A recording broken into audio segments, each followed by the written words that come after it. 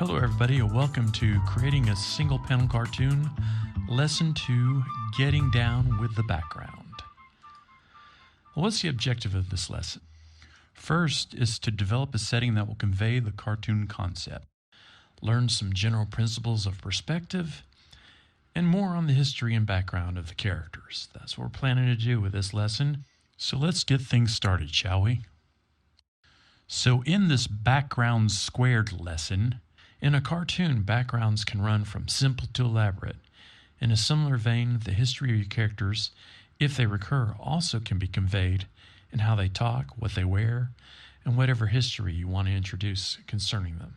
For instance, this octopus Cthulhu-like character is a chef. It is conveyed by the tools of his amputated limbs. So when drawing backgrounds, some things to consider are perspective, color in the setting in the background, using patterns, textures, gradients, and backgrounds, and props in creating the background and setting. So there's a couple of different types of perspective. First of all, there's two types of perspective. There's atmospheric, where there's overlapping shapes, desaturated colors the further back you go, and less details and more blurry it becomes.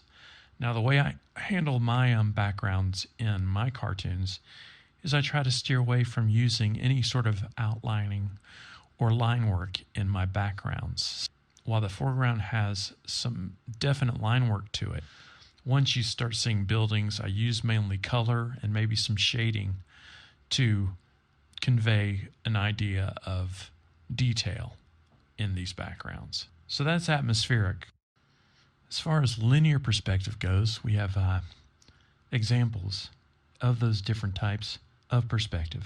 There's one-point perspective, which in linear perspective is everything converges towards one point on the horizon, and that is known as one-point perspective.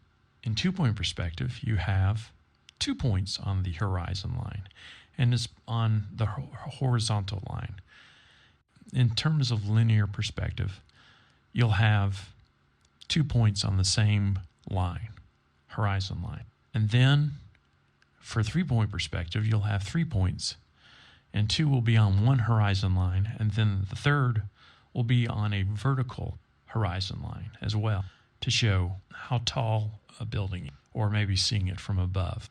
So those are the 3 different forms of linear perspective. More background thoughts.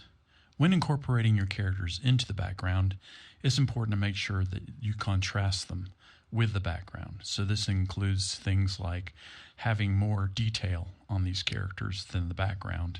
Also making sure that there aren't any tangents in the background that continue on the character itself.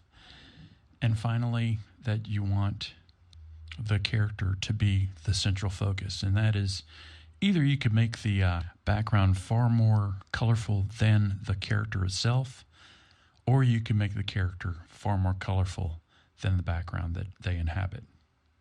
And as you get your backgrounds and characters ready, make sure that you experiment with different techniques, learn how to texture and add color and depth to your characters, and how to add further contrast between them and their background. In addition to the setting background of a cartoon that you actually literally draw, we're actually now going to talk about the backgrounds of your characters, and that is their histories, where they came from, and what kind of characters they are. And these are often tied to the character histories. So here's some ideas for a possible one-panel cartoon. It takes place in a coffee shop, or during the Renaissance, or inside of a classroom, maybe touring as a musician even, or on a movie set. Then again, you could have a cartoon in space, or the zoo, or meanwhile back at the ranch, or finally a salad bar. But that really depends upon the type of character that you have. And it's interesting that the backgrounds of the characters are tied to also the settings. So in terms of character, we're talking about what is the character species? Are they animate or inanimate? What are their names? What is their personality? What is their physical characteristic or appearance? And what is the background? And by that I mean history. So the next steps of doing this is to create a background with your characters. Make sure that the characters don't get lost in the background. And if they do, figure out what ways that could change. So for my cartoon cat, Stu the cat, brainstorming ideas about him, I want to get some traits and things going on to decide how to make his background. So I noticed that Stu's a goofy cat. He loves his box that he sleeps in. His owner's baffled by him. Stu often gets dirty. Sometimes Stu, unlike other cats, doesn't land on his feet. Stu's a bit naive. He's mystified by things like leaves and being outdoors and things that, other animals probably find taken for granted Stu has problems with. And these are the brainstorms that I'm going through to kind of figure out what kind of background to put Stu in. Stu's also perpetually happy. And then, of course, Stu sometimes gets frustrated. And Stu is constantly contacted about his car insurance. Stu's orange.